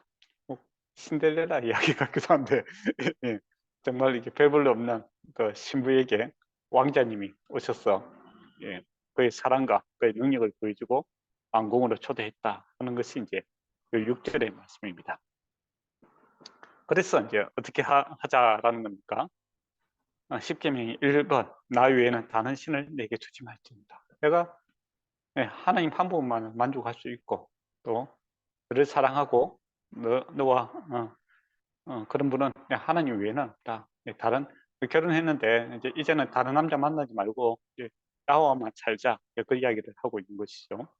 그런 얘기를 하고. 그러니까 이게 뭐 부담스러운 내용이 아니고 상당히 은혜로운 내용이죠. 그렇지 않습니까? 당연한 이야기이기도 하고, 당연한 걸 이야기를 하고 있습니다. 여기서 이제 나 외에 내 눈앞에서 이렇게 돼 있죠. 내 눈앞에서 다른 신을 두지 마라 이렇게 이야기를 합니다. 그러니까 결혼했는데 신랑의 눈앞에서 바람이 피었을 겁니다. 그거 당연한 거죠. 그렇지 않습니까? 그 당연한 것을 요구하고 있는 거예요. 그러니까 율법이라는 게 무리한 것을 요구하는 것이 아니라 사랑하는 관계에서 당연히 할 수 있는 이야기를 하고 있죠. 그러면 율법을 잘 지키려면 어떻게 해야 되겠습니까? 사랑하면 됩니다. 사랑하면 이 문제는 다 해결될 수 있는 문제죠. 하나님 사랑하라 이 말이죠. 사랑하면 가치가 있다라는 것을 보여줍니다.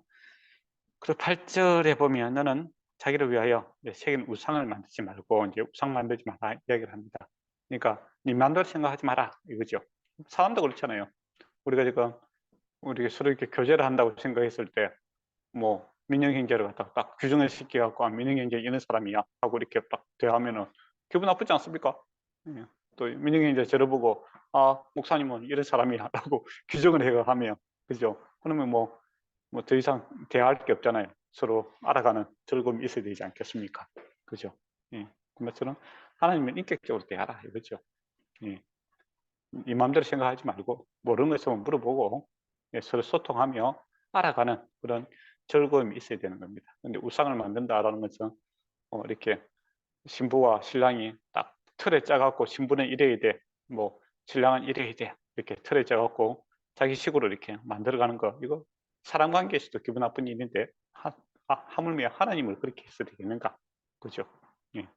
만약에 결혼을 했는데 아내가 자기의 꿈이 있는 거죠. 남편이 만약에 변호사가 되었으면 좋겠다라고 해서 남편은 이제 그런 생각이 없고 자기는 스포츠 선수가 되고 싶은데 나하고 결혼했으니까 이제부터 공부해라라고 해서 강압적으로 이렇게 방 안에 가둬두고 법 서적을 갖다가 주고 밥만 준다 해보세요.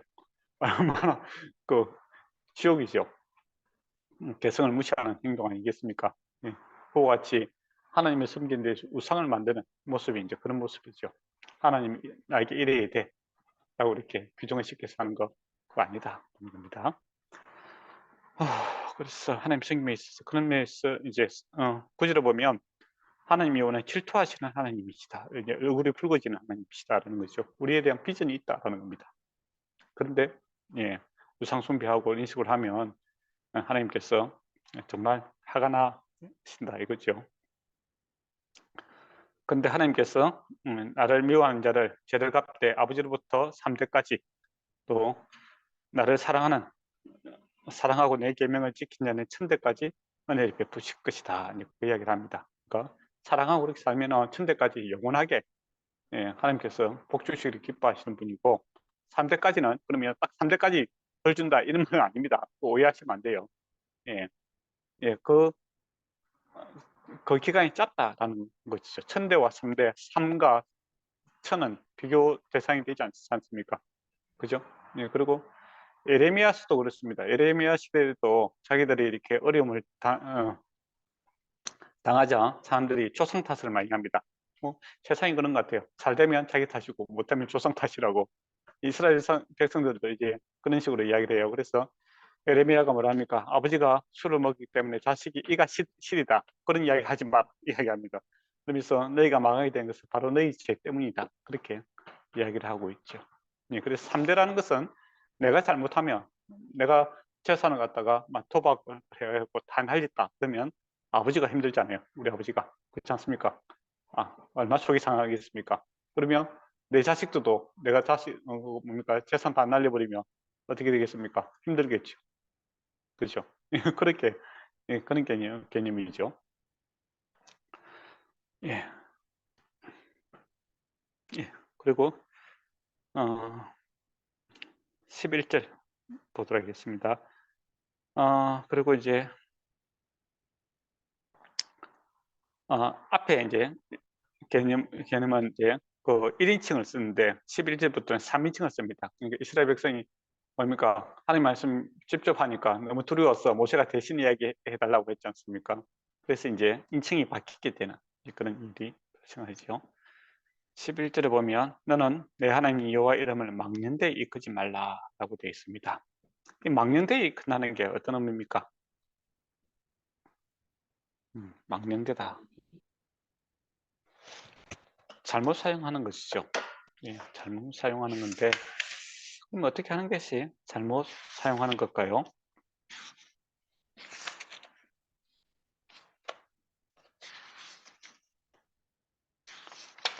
막는 데 이끄지 마라라고 하는데, 어떻게 하는 것이 막는 데 행하는 것일까?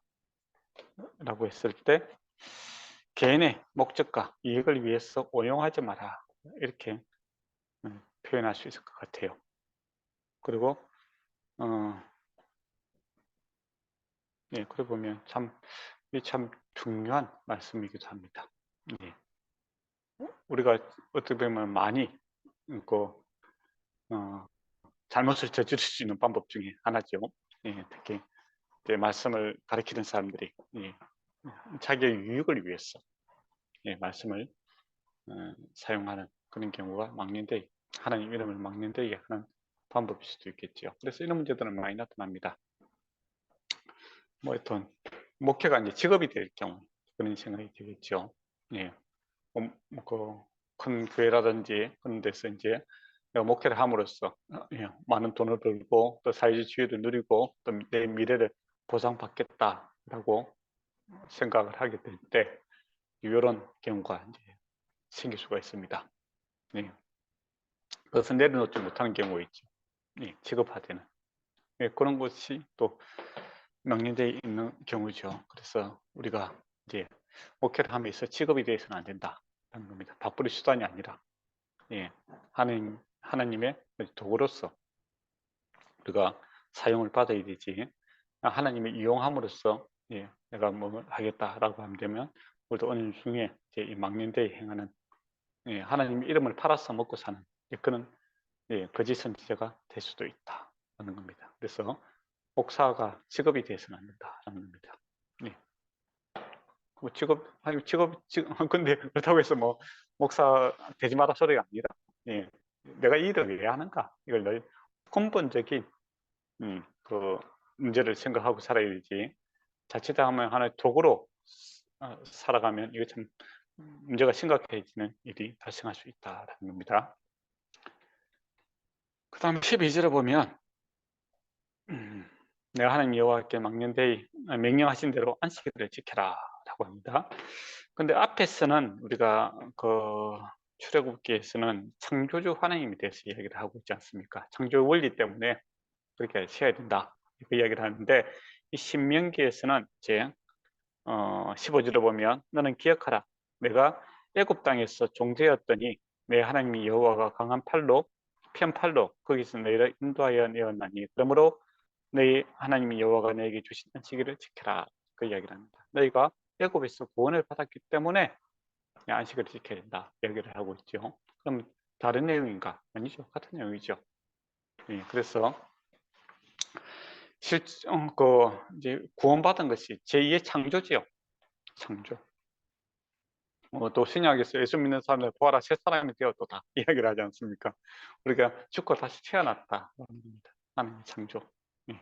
그래서 이 구원받는 거, 이게 새로운 창조가 일어난 것으로 이야기를 하고 있고, 실제로, 예, 우리가 안식일을 지킬 수 있는 것은 하나님에 대한, 창조주 하나님에 대한 믿음과 또 그분과의 관계, 내가 구원받았으므로 하나님이 내 아버지 되시고 내 구원자 되시고 내 주님 되시다는 것을, 그 관계가 형성해야만이 주의를 지킬 수 있고, 또 그런 고백의 의미로서 주의를 지킬 수 있고 또 쉴 수 있는 것이죠. 그렇지 않습니까? 예, 그런 의미에서 이야기를 합니다. 그래서 이 똑같은 이제 앞에 말씀을 모셔가지고 그럼 다시 적용하고 또 설명을 하고 있는 그런 관점이죠. 그 앞에서는 이제 원리적인 측면을 이야기했다면 이거는 이제 적용이 되는 거죠. 너희와 이 구원받은 것이 새로운 창조와 같다라는 것을 의미를 더 부각시켜서 이제 이야기를 하고 있다, 이렇게 보시면 될 것 같습니다. 그리고 16절에 보면 부모님을 공경하라 이렇게 되어 있죠. 이 공경하다라는 이 단어는 하나님과 부모에게만 사용되는 아주 특별한 단어입니다. 네, 그래서 부모님께 잘해야 된다는 겁니다. 그것이 이제 축복이 있는 그런 말씀이기도 하죠. 여호와가 내게 준 땅에서 내 생명이 길고 복을 주리다라고 이야기합니다. 부모에게 잘해라 는 것이죠. 근데 옛날에는 왜 그럼 이런 말을 썼는가? 예, 지금도 그렇겠지만 뭐 생산성 위주의 고려장이라고 옛날에 들어보셨죠? 예, 한국에, 그죠? 나이가 들고 그러면은 산에다가 이렇게 부모님을 모시고 놓고 도망쳐 오는 그런 일들이 옛날에 많았습니다. 먹고 살기 힘드니까. 그러면 생산력이 떨어진 그런 부분들이 죽게 되는 거죠. 그 직에 이제 얹혀가면서도 보면 알겠죠? 어디 가는지 압니다. 그죠? 그럼에도 자식을 사랑하기 때문에 아무 말 없이 이제 거기 또 그 직에 앉아 있는 부모의 모습도 좀 안타깝기도 하고, 그런 일들이 예, 이 지역에서도 많이 있었다라는 겁니다. 예, 그렇게 하지 마라라는 겁니다. 하나님께서 책임지신, 복 주시고 책임지실 거니까 잘해라, 그거죠. 예, 그런 의미에서 참 많은 경우 그런 경우 있습니다. 한국 속담에도 그랬잖아요. 자식이 많으면 각 자식마다 뭐 자기 먹을 것은 들고 태어난다, 뭐 그런 얘기를 하지 않습니까? 예, 그런 것 같아요. 우리가 이제 지금 현재 재산이라든지 안 그러면 생활 수입으로 어떻게 살겠나, 이제 뭐 소위 말하는 입이 하나 더 늘어나면 우리가 어떻게 살겠나, 이 답이 안 오죠. 그렇지만은 그 상황이 되면은, 예, 하나님께서 또 그만한 살아갈 수 있게끔 이제 여건을 베풀어 주실 것이고 더 복을 주시겠다는 겁니다. 그래서 먹고 사는 거, 또 부모 공경하는 거, 도리죠. 사람이 도리에 따라 살아가면 그거에 대한 책임을 하나님께서 지시겠다라는 겁니다. 그리고 생명이 길고 복을 누리리라라고 이야기하고 있죠. 그러니까 신약에서 먼저 그 나라와 그 의를 구하라 그러면 이 모든 것이 다르다. 이 말씀과 맥락을 같이 하고 있지 않습니까? 그죠? 사실 부담스러운 일이죠. 예, 그래서 뭐 부모님이 술을 안 모시겠다는 경우도 많은데 거기에 대한 그 책임을 지게 되면 책임질 수 있게끔 하나님께서 책임지겠다 이런 겁니다. 예, 그래서 내 행편 보고 결정하는 것이 아니라 하나님을 믿고 믿음으로 이것을 결정한다면 하나님께 책임지신다. 이제 그런 말씀이기도 하죠. 예. 그리고 부모에게 잘해야 된다는 건 항상 부담이 되는 그런 말씀이기도 합니다. 목사님 잘하십니까? 물어보면 저도 할 말은 별로 없습니다. 예. 그래서 참 죄송스럽죠. 예. 그리고 이제 살인하지 말라라고 있습니다. 저번에도 이제 말씀드렸지만은 이게 뭐 정당방위를 이야기하는 것은 아닙니다. 네. 전쟁이라든지 뭐 강도가 들어왔는데 살인하지 말고 뭐 그래도 나는 뭐 맞아 죽고 뭐 그런 게 아니잖아요. 예. 생명을 존중해야 되고 또 이유 없이 사람을 해쳐서는 안 된다 이거고, 특히 저번에도 말씀드렸지만 이게 사형제도와는 관계없는 말씀입니다. 살인자들이 자기들 살기 위해서 뭐 성경을 들고 노는 경우가 있는데 입니다. 그렇다면 자기가 다른 사람을 죽이지 말아야 되죠. 예. 그런 의미로 사용된 판례는 한 번도 없습니다. 성경에서 생명을 존중하라, 그런 의미에서 이야기를 하고 있고, 그렇습니다. 그리고 이제 간음하지 말아라 이야기를 하고 있고, 네. 당연한 이야기죠. 근데 참 당연히 잘 안 지켜지니까 문제죠. 사실 언약 관계를 깨는 거 아닙니까? 가정을 파괴하는 거고. 그러니까 어떻게 보면 적극적으로 우리가 생명을 살리는 데 힘써야 되고, 그 다음에 가정을 아름답게 세워가는 일에 힘쓰는 것이 이 말씀을 더욱더 잘 지키는 것이죠. 그것도 도둑질하지 마라라는 것은 물질적인 그런 손해뿐만 아니라 인신매매 뭐 이런 것도 이야기하는 겁니다. 요셉이 그 팔려가지 않습니까? 그죠? 거기에 해당하는 것이죠. 그 당시 뭐 인권에 대한 이야기, 뭐 노예를 팔아먹는다든지 그거와 물질도 이제 나중에 합해서 이제 들어가는 거죠. 그래서 남의 재산이나 생명 또 가치를 훼손해서는 안 된다라는 것입니다. 그리고 내의식에 거짓 증거하지 마라. 이거는 법정에서 위증을 하는 그런 것을 이야기하는 겁니다. 근데 이제 법정뿐만 아니라 우리 사람 관계 속에서도 이 거짓성은 소위 말하면 이간질이라고 할 수 있겠죠. 이것 때문에 얼마나 사람들이 상처를 받게 되고 공동체가 이렇게 무너지는 경우가 많습니까? 그래서 이거는 정말 아니요를 분명해야 됩니다. 그리고 사람들 만났을 때 거기에 있는 사람들만의 이야기를 하는 게 좋을 것 같아요. 그 현장에 없는 사람을 이야기하면은 뭐 변론할 기회도 없고 뭐 확실하지 않는 것 때문에 또 거기에 또 부풀어지고 추속되고 그래서 왜곡되어서 문제가 많이 생기지 않습니까? 또 거기에 이제 특히 이제 기도 제목 나눌 때, 기도 서로를 위해서 기도할 때 없는 사람은 좀 그 구체적으로 기도해 주실 필요는 없습니다. 괜히 그렇게 했다가 소문이 되죠. 소문. 그 사람은 이야기하고 싶지 않는데 그리고 상담을 하게 되지 않습니까? 저와 여러분이 내담자와 상담자가 있는데 3담자의 첫 번째 원칙은 내담자의 이야기를 이야기해서는 안 됩니다. 다른 사람에게. 의사도 이렇게 환자에 대해서 이렇게 비밀을 지켜야 될 법적인 책임이 있지 않습니까? 그죠?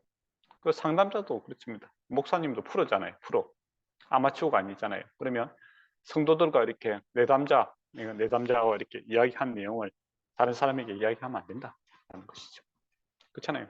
그게 원칙입니다. 그런데 뭐 소위 말하면 이제 기도 제목 나눈다면서 이제 그렇게 많이 하지요. 뭐 사람들이 뭐 아유 누구를 위해서 기도해 주십시다 하면서 뭐 그 사람이 그 이야기를 갖다 하면 안 되죠. 하나님께서 알고 있으니까 굳이 뭐 그렇게 이야기할 필요 없어요. 저도 이제 뭡니까 신박 헌덕 하러 갈 때 가끔은 다른 사람 안부를 물어보는 경우가 많죠. 궁금하니까. 그러면 그냥 뭐 잘했다고 이야기하죠. 구체적인 이야기는 절대 안 합니다.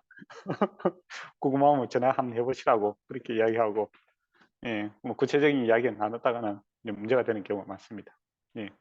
그래서 가능한 그 현장에 있는 사람들끼리 이야기는 하고, 예, 없는 사람 이야기는 안 하는 것이 좋아요. 근데 하고 싶을 때가 많아요, 사실은. 예, 소위 말하면 뒷담화가 참 재밌잖아요. 그렇지 않습니까? 예, 세상 사람들이 뭐 맥주의 안주는 사실은 땅콩이 아니라 뒷담화죠. 그죠? 근데 그것 때문에 문제가 많이 됩니다. 그래서 여러분이 혹시 기도에 인도하시더라도 그거는 좀 생각을 하셔야 됩니다. 근데 그 참 조정하기가 쉽지 않아요. 예.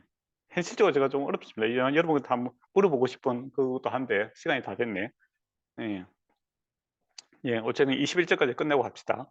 내 아내와 이웃의 아내를 탐내지 말고 집을 탐내지 말고 남종과 여종을 탐내지 마라. 이제 탐심에 대해서 이야기를 하고 있죠. 예, 그래서 적극적으로 이웃이 잘 될 수 있도록 이렇게 하는 것이 좋고, 또 이웃의 아내라든지 이런 것들 가정을 파괴하는 그런 행동 아닙니까? 그죠? 그런 건 정말 해서는 안 되는 일이다. 예, 이웃이 잘 될 수 있도록 적극적으로 도와주는, 예, 그런 것을, 예, 우리가 이 말씀을 적극적으로 적용할 수 있다. 이렇게 볼 수 있을 것 같네요. 예, 오늘은 여기까지 합시다. 시간이 다 됐었기 때문에. 혹시 질문할 거 있습니까?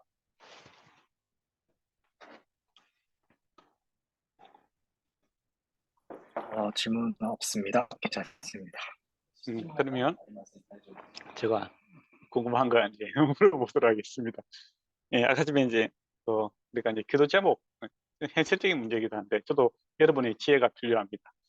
우리가 이제 다른 사람을 위해서 기도 제목을 나눌 때 어느 선까지 이렇게 나눠야 되는가? 예, 그 우리가 중보 기도를 하지 않습니까? 그죠? 누구를 위해서 기도할 때. 그래서 어떻게 하는 것이, 예, 좋을까? 이것은 사실은 항상 그 기준치가 참 정하기가 좀 사실 좀 힘들더라고요.